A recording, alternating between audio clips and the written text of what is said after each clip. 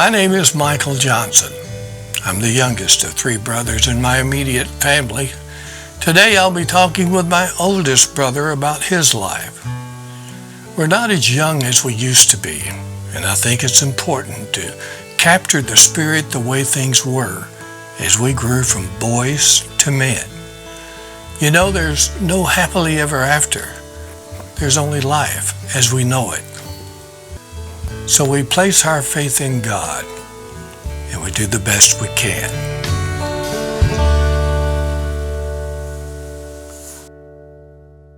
I'm talking with Aubrey Clyde Johnson. Aubrey was the oldest of three brothers born in a small town called Mount Pleasant, Texas. His father named Aubrey Johnson and his mother named Velma Christine Johnson. Aubrey, tell me when you were born. Well, my birthday is September 28th, 1937. How old were you when you moved to 502 Red Springs Avenue? I was about 5 years old. Kind of vague in some places, but mostly I enjoyed the fact that the openness we had in that little town, because it was a laid-back little town. And it was, everyone knew everyone had a close relationship. And it was a very wonderful time to be a young boy at that time. Practically everything I did was laid back. There was no pressure. There was no bullying going on in school like there is now. It was open, and it was a wonderful place to be growing up in. We found things to do that some kids wouldn't even think of doing now. We went fishing, we went swimming in pools we shouldn't have been in, and we snuck around and done it. Jack Cross's pool is where I learned to swim when I was a little bit boy. How did you get along with your brothers? Were you close?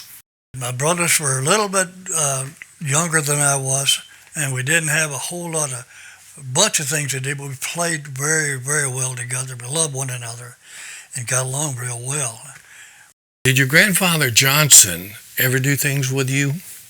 He loved all of us. He showed more affection toward me than did the other two, I guess because I was a little older. But we went to the Texan Theater. It no longer exists in Mount Pleasant. But we watched a movie one time, it's all three of us together with him. There was a movie on of a scene in that particular movie that a guy was on top of the roof of a house, rolled down and fell onto a horse and rolled off in the distance. We watched that movie not just once, but 3 times. The last 2 times we watched that movie, I think Robert asked him a question. He said, "Why are we watching this movie?" He said, "Well, it's coming up here real soon." So when the scene came on where this guy rolled off the roof and hit the horse, he said to Robert, "I bet he don't do it this time." You mentioned that your brother Robert seemed to be very close to Granddaddy Reynolds on your mother's side. I think he and Robert had such a close bond. And Robert was at the age level, which I believe the two of them just teamed up together. And it just sometimes like it happens, it's not intentional, but he did. Well, I don't think he's that old at the time he bonded with my mama's dad, Clyde Reynolds.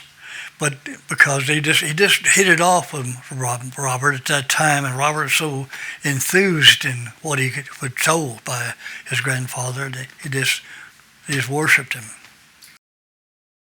What were your mother's sisters like? Thelma, Billy Margaret, and Mary. Thelma was a very cautious lady. She's a very loving human being, and she put her feelings out where you could easily see she did care for you. But Billy Margaret was one of her sisters. She was more likely in an early age of life to where I had some relationship with her more so than the others. We had more conversations together, not very many, but a few. She was closer to my level of age-wise. She was actually a little older, but she wasn't that far in advance at that time, in my opinion. Mary and I love her to death, but Mary and I never seemed to hit it off like we should have. I loved the lady, and she was a great lady. She looked great and all that, but she was She was just distant from me. For some reason or another, we never quite gelled together. Tell me about your dad when you were growing up. My dad was a fantastic guy. He was raised in such a way that he wasn't allowed to get an education. My dad couldn't read and he couldn't write. He had a very difficult time in life itself because of that very reason. His father apparently used him a lot differently than the other brothers he had. They got educated, my father didn't. So he was handicapped from day one, but he was a fantastic human being, fully qualified to face life, but he wasn't able to maturely take use of his time frame of life. How did you get along with your brothers? Were you close? Well, I did. My brothers were a little bit younger than I was, and we didn't have a bunch of things to do, but we played very, very well together. We loved one another and got along real well. How did you amuse yourself, since you didn't have much money in the family for a lot of toys? Well, we first made most of ours playing stuff because we didn't want to tax our dad with asking for money to buy things. So we mostly made our things and created our own activity for that very purpose. We enjoyed that more than actually getting something from town. He created a lot of things. I created some kites. We made kites together, and we also ran things of that nature. Tell me about your best friend growing up. Bobby Jane Pierce was my cousin. I loved him very much. He was 9 months older than I was. We went down to a creek one time to build a tree house. And during the process of building this tree house, we chopped a tree that fell across the branch. And there was mud and water in that creek. And I got into the creek level, into the mud area with boots on, trying to chop this tree in two. Well, I chopped the tree in two all right, but when I did, I had used too much force and went through the tree into my foot. I pulled the axe out of my foot, pulled my foot out of the boot, and it wasn't anything on my foot because of the boot protected that. But my cousin, Bobby Jean, picked me up on his shoulders and carried me about 200 yards to the fence to go across. He was yanking on the fence line, trying to get it up to where I could go underneath it. I turned my back and told him never mind, I could crawl under it, so I slid underneath the fence. They rushed me to town and took me to Dr. Taylor, the old Dr. Taylor. He was a great doctor for us at that time.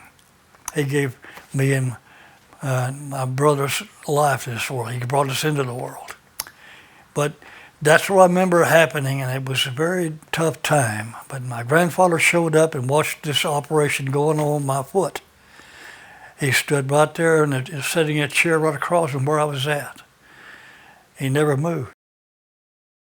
My father's father.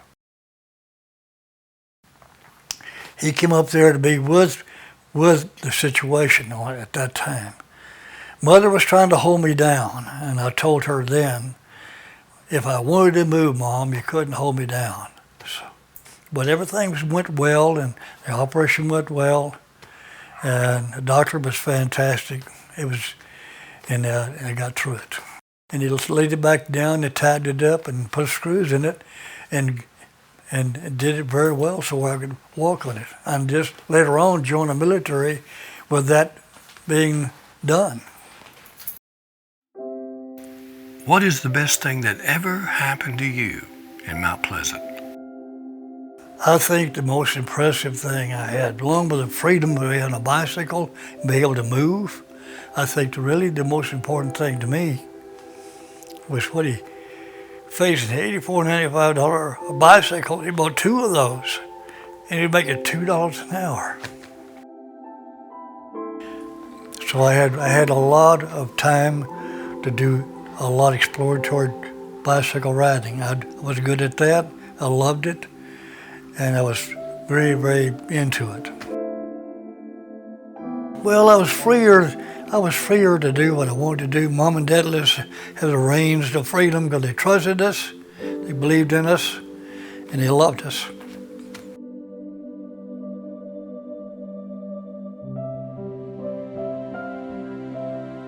Why did you and your family move to Dallas? And how did it make you feel emotionally?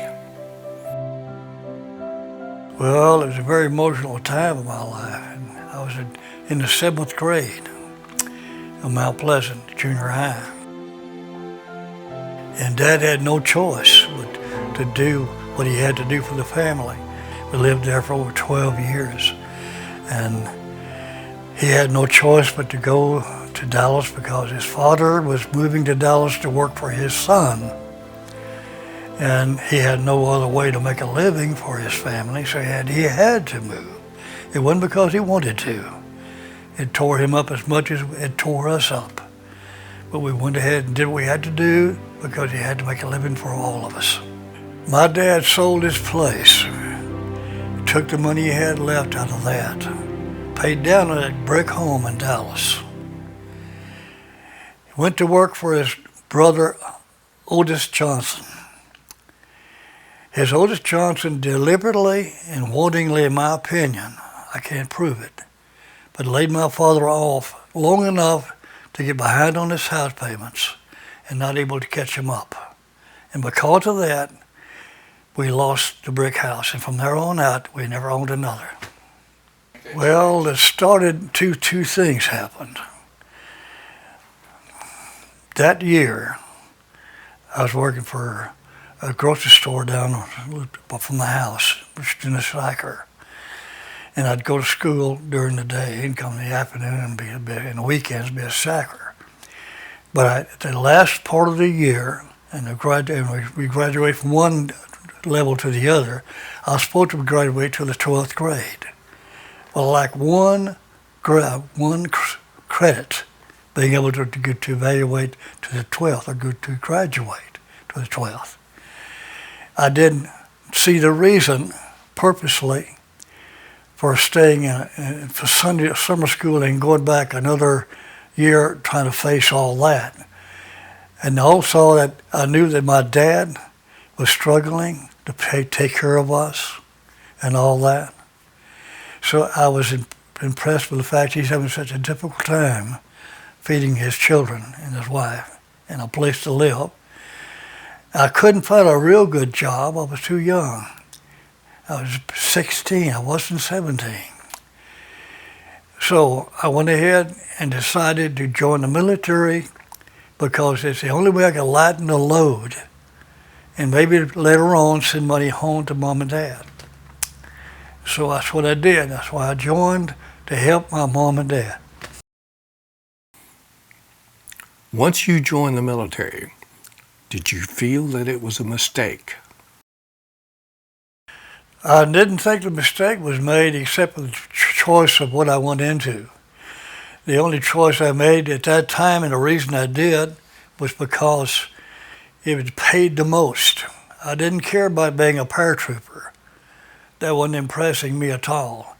But it paid $55 a month more than a regular Army guy. And for me, that's what I went in there for. Did you ever have second thoughts about jumping out of airplanes as a paratrooper?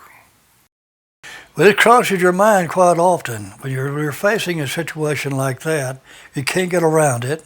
You can't ignore it. They tell you in advance, weeks before you do it, or days before you do it.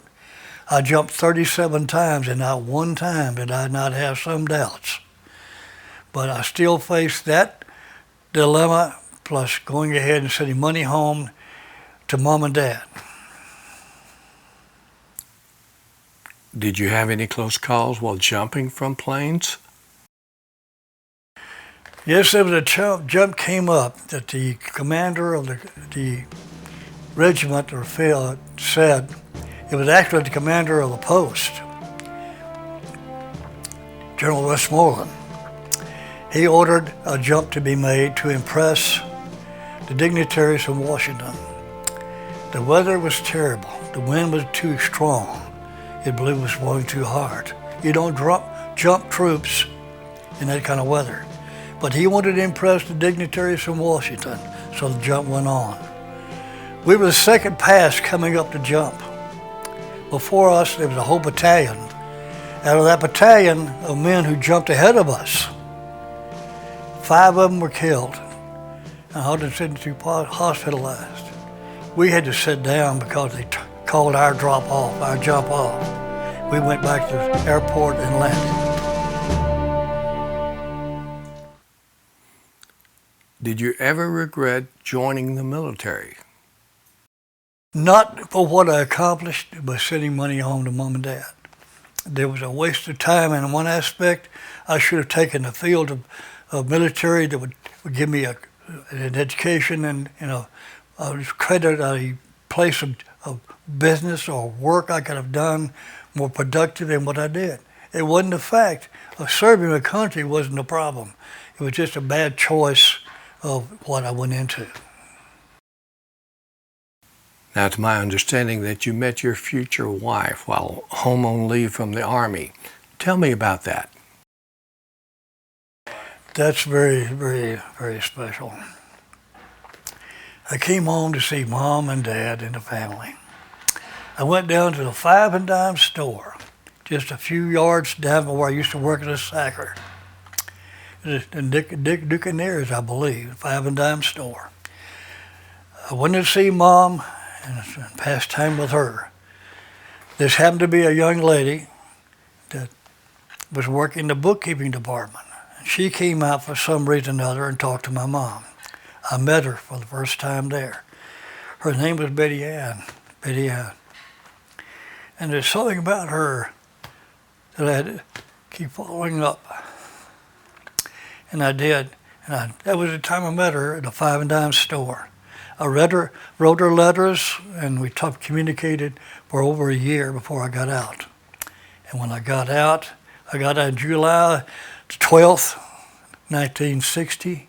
We were married in September 1960. That's a feeling I got. She did too. So when did you get out of the Army, and what kind of work did you do? I worked for a gentleman called Mr. Taggart. Harold Taggart was his name. Fantastic man. He had a printing company in Dallas. I left a bank job, licking stamps you might say, and went to work for him. He gave me the chance to learn how to become a press operator. And by his caring and concern, I was able to become a good quality press operator and made a good living at it. At one point, you decided to leave the printing company. Now, even though you enjoyed it, so why did you do that? Truthfully, make more money. And that's the best, you got to take care of your family. So, to me, I guess the only thing really came to light was I was born and raised in plumbing as a child. I started at 12 years old digging sewer ditches. But the point is, I felt it was a better chance to take care of my wife and children by going back to plumbing, so I went back into that profession. You eventually had 4 children in your personal family. Now, as I say the name of each one, tell me what comes to your mind. Billy. Everything. He's a special guy. They all are. He's gifted with singing, with ability that God gave him years before. And I always love him.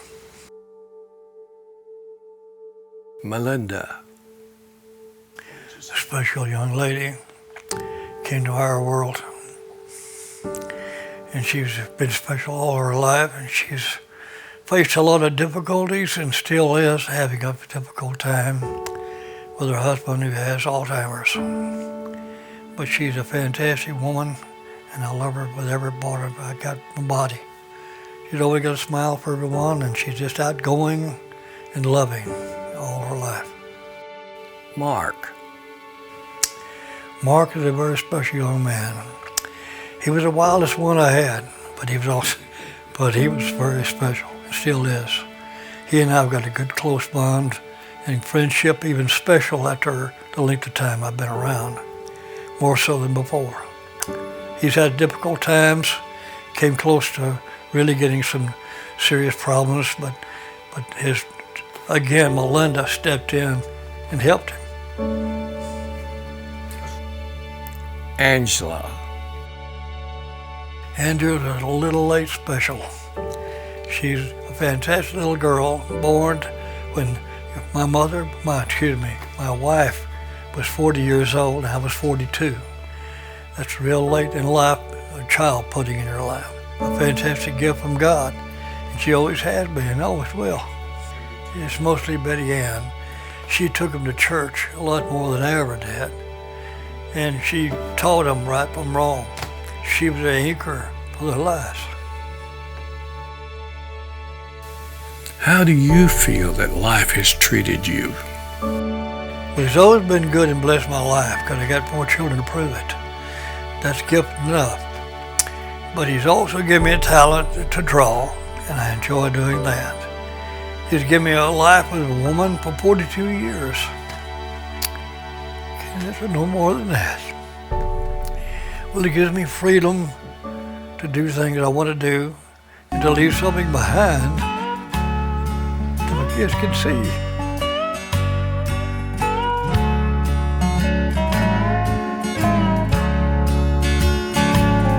I'm almost gained my heavenly home. My spirit loudly sings the holy ones. Behold, they come. I hear